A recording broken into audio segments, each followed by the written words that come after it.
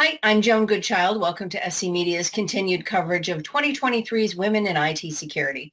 I'm joined by Meghan Maneval. She's Vice President of Product Strategy and Evangelism with RiskOptics. She's one of more than 20 honorees that we're going to be shining the spotlight on today as part of our coverage. Welcome, Meghan. Thanks for having me.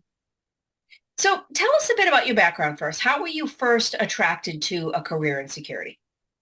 Yeah, so it's actually interesting. My first job out of college, I was hired in as an IT auditor for an insurance company. I actually remember driving to the interview and thinking this is the role I am least qualified for. Like, there's no way I'm getting this job.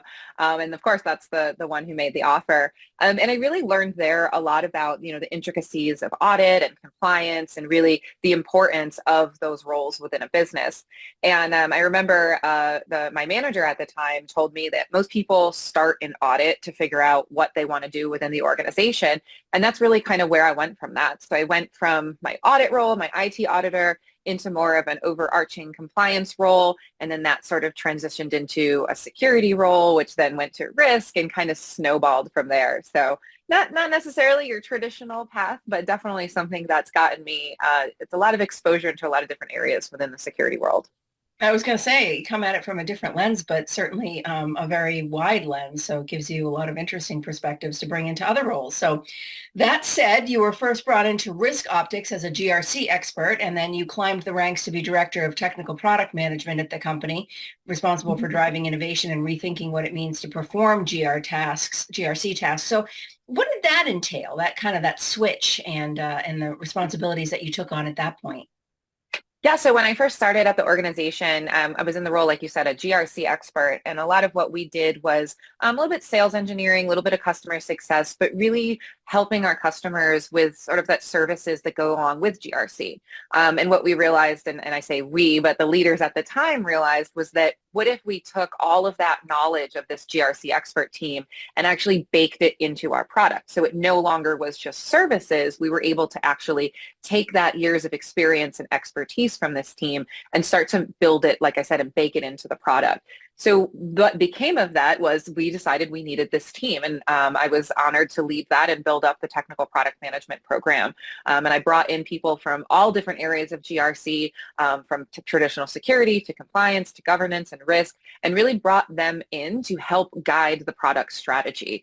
What are some of those nuances that us GRC folks need that maybe a product manager or an engineer isn't necessarily going to know? So all of us come from that GRC background. I think at one point we found we had over a century of years experience combined.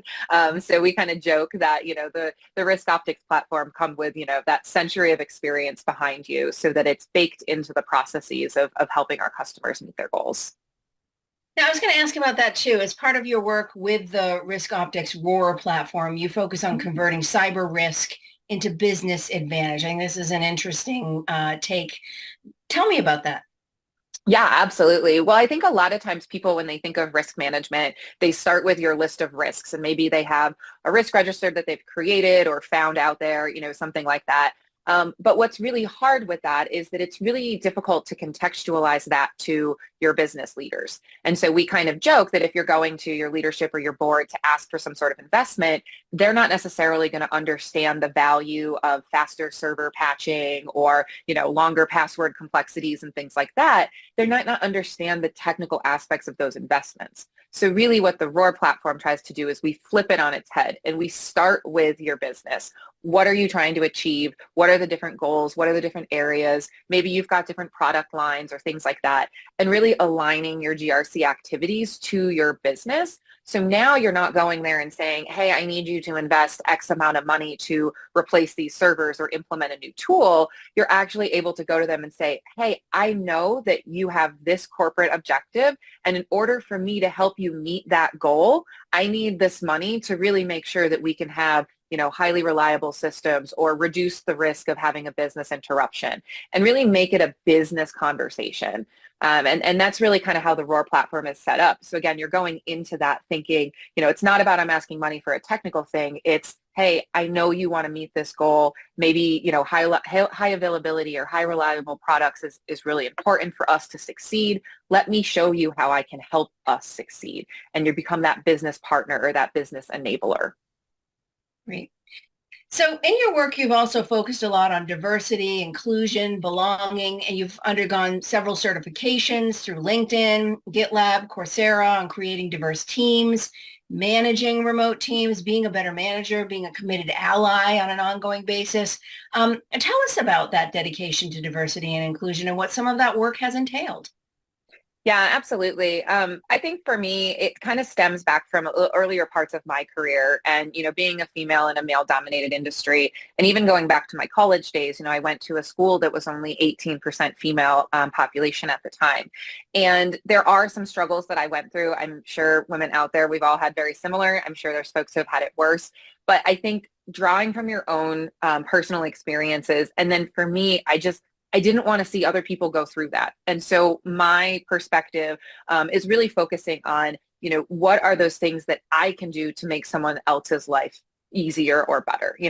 And so for me, a lot of that with women, especially, I'm a volunteer with the Girl Scouts within my community. It's very important that, the younger generation of women are learning different skills and learning how to be in the workplace and to hold their own and to use their voices. And then that's also something that I've carried into my work as well. I actually, at one point, my team of technical product managers was more men than women. Or excuse me, more women than men. That's the good answer, right? More women, but it really is, and it's something where I can start to look at that and see, oh, does this person maybe need a little bit more support, or is this person feeling like they belong? And that's just, it's really important to me because I had experiences where I felt like I didn't belong and I felt like I was excluded. And I don't want other people to feel that as well. And so I've really gone kind of, I don't know if I want to say above and beyond, but I've definitely go out of my way sometimes to make sure that, if somebody's looking like they're excluded or their voice isn't being heard, I want to make sure that I can kind of promote them and cheerlead others so that they can have their voices heard. That's great. Now you mentioned, again, your team. You lead a team with more women than men now, which is a rarity in this industry. What does that mean for you? What kind of observations are you coming away with? And, what's that experience been like so far? Yeah, it's been really amazing. It kind of happened organically. It's not like we set out to say, we want to have this ratio or anything like that. But I think that it really has been, it's been really meaningful for me because, women who come into the cyber world or the tech world, they need that kind of leadership. They need that mentor. And I'm not saying I'm the greatest person in the world, but I was able to help them, I think, and really, let them know that there's another female leader here. We actually have a significant number of female leaders within RiskOptics, and letting them know that they belong. Their voices can be heard. Their opinions matter. And seeing those things, seeing their ideas come to life has been really great. And, that's really where I get a sense of satisfaction out of my work, is seeing other people succeed. And so being able to sort of remove some of those barriers and have them say, I had one of my female team members say, like, I've never had an idea heard and accepted and supported as quickly as I do at RiskOptics. And it's because we've really tried to foster that sense of, everybody has a voice. It doesn't matter, who you are, your gender, your ethnicity, whatever. It's, you have a voice and you're here for a reason. And so it's really awesome to see that. And I've seen that at other companies as well. I don't want to make it sound like I haven't, but it's definitely something that I foster and try to share and spread out there into the community. Now, you also do a lot of public speaking on issues that are important to women in the industry and other generally underrepresented groups. What has some of that work been like lately? Where do you find yourself going, and what kind of issues are you finding yourself being asked to talk about lately as part of these engagements? Yeah, so on a not technical note, I did actually have the opportunity to speak recently at it's called the NICE conference, NICE, and it's specific about inclusion, in particular neurodiversity. And I got to meet a really great group of people and understanding some of the elements of, when you have things like ADHD or you're autistic and you come into the work world, how can we support? And that's been really eye-opening for me as well, to get in and start researching that stuff. I actually have a child who's on the spectrum, and so researching stuff that will help them in high school and into college and into their career has been really interesting to sort of also flip that and look, hey, how can I help those within my organization, or just out there in the industry, and really becoming aware of that. So it was really great to present. I had a co-host there at the conference who is an occupational therapist, and it was just amazing. On the technical side, a lot of what I've actually been talking about recently is, of course, AI, right, and automation. That's one of the big things. I'm actually speaking at a event next week in Hawaii about AI risk and stuff like that. So it's good to be me sometimes, right? But that's really a lot of what it is I try to understand and do research on kind of what's out there in the industry. Next up, we're kind of looking at some of the latest like privacy regulations and trends with the different states, and really showcasing how folks can use the existing activities they're already doing with other frameworks or other compliance activities, how they can scale that kind of stuff, and really just trying to identify what are those challenges that people have in the industry, so I can kind of get ahead of it and start helping out and getting some of those materials out there. So. And now you mentioned the neurodiversity piece too. I mean, there's obviously diversity goes beyond just gender. There's the neurodiversity piece, recruiting people from various cultural backgrounds, socioeconomic backgrounds. Have you been doing kind of work in that space too, or bringing any of those kinds of initiatives to your work at RiskOptics? Yeah, absolutely. I think that's really one of the benefits of being a remote organization is you really can have, this amazingly diverse workforce. And, I kind of make the analogy of it is, do you want the best and the brightest workers within driving distance of your building, or do you want the best and the brightest workers, period? And that's really one of the benefits of having a remote organization is we can have folks in Europe and in South America and, in Australia, and everybody's just working towards that common goal. And I think that's really, really valuable there. We've seen definitely some trends in that area as well, again, in different parts of the world. In particular, though, one of the things that I'm really proud of that we're doing at RiskOptics is we're actually launched this week a Women in Leadership program. So it's a program that I created, and it's open to any female or anyone who identifies as female, whether you're a leader or you want to be a leader or you just want to observe, and really focusing on helping women within our organization find their voice, find opportunities to learn and grow, and really discuss some of the uniqueness of being a woman in the cyber industry. Bringing in guest speakers and things like that, and just really making sure that, some of the underrepresented groups have those opportunities to grow and succeed. That's great. You mentioned too, you work with the Girl Scouts, it's organizations like that where, a lot of folks that I talk to in this industry and talk about recruitment and getting more female involvement say, it really starts young. Do you have conversations like that and that kind of volunteer work too about, maybe not specifically cybersecurity, but STEM careers, coding, that kind of thing as part of your volunteer work with the Girl Scouts? Oh yeah, absolutely. And actually there are quite a bit of STEM badges and program work that we do with the Girl Scouts. Actually, I think when my girls were brownies, so I mean, like 6, maybe 7 years old, I remember very distinctly, I brought a computer tower in and we opened it up and we pulled out RAM and we looked at, memory cards and, oh, what does this do, Miss Megan? And, stuff plugging in and, really getting them interested early. We actually, right now, our girls, now that they're a little bit older, we're doing actually a badge work called Netiquette and learning about, the etiquette of being online and some of the dangers of social media, staying secure and stuff like that. And then, some of the more, the outside roles, but also even, digging in, like I said, build a computer, learn how to wire a network, switch and things like that. And it's true. It's very important to get them into that early. We also have a program that our troop actually set up and has been running for a couple of years. My father is actually a fire science educator in our area, and we partner with his class and we do Girl Scout Fire School. And his students, his female students, will come in.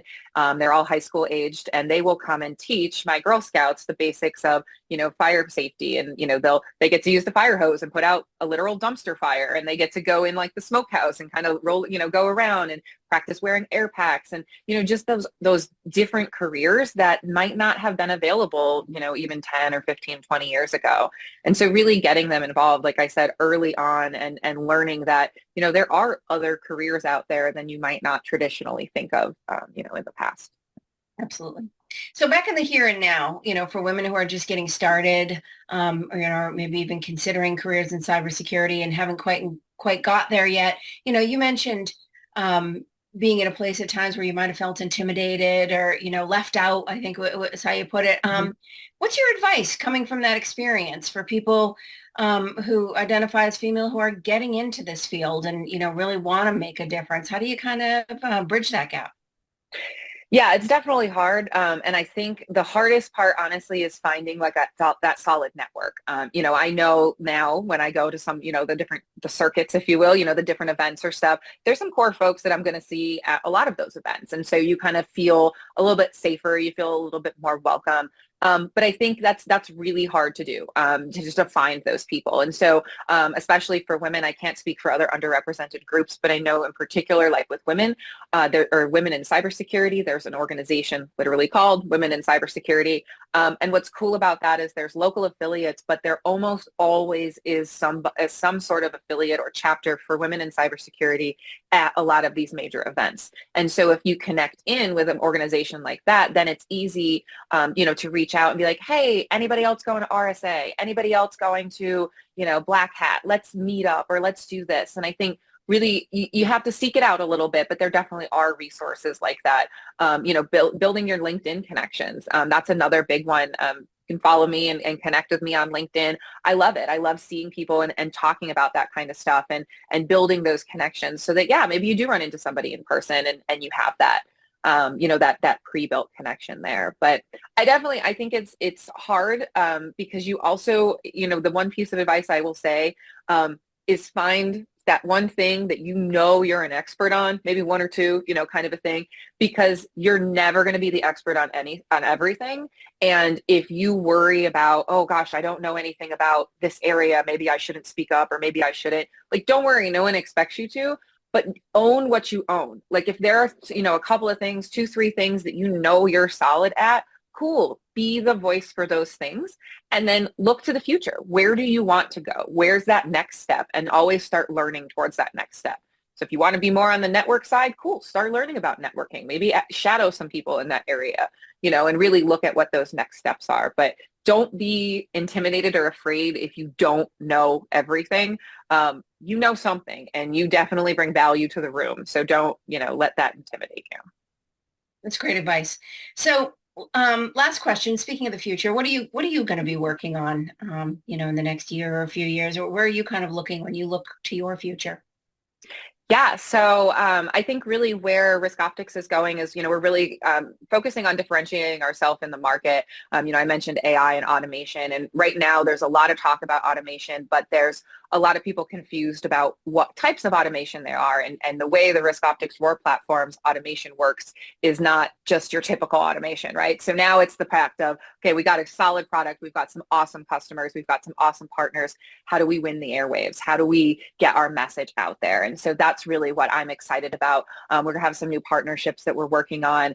We've got some new events and things that we're planning, with our channel partners, things like that. And really focusing on how can we get out there and have these meaningful conversations with people, help them solve their problems and their GRC challenges, and really make this, this collaborative environment where we have conversations about risk and we talk about them and we grow and we learn together and we evolve together. And that's really what I'm excited about, and seeing our company really grow with that and grow with the industry.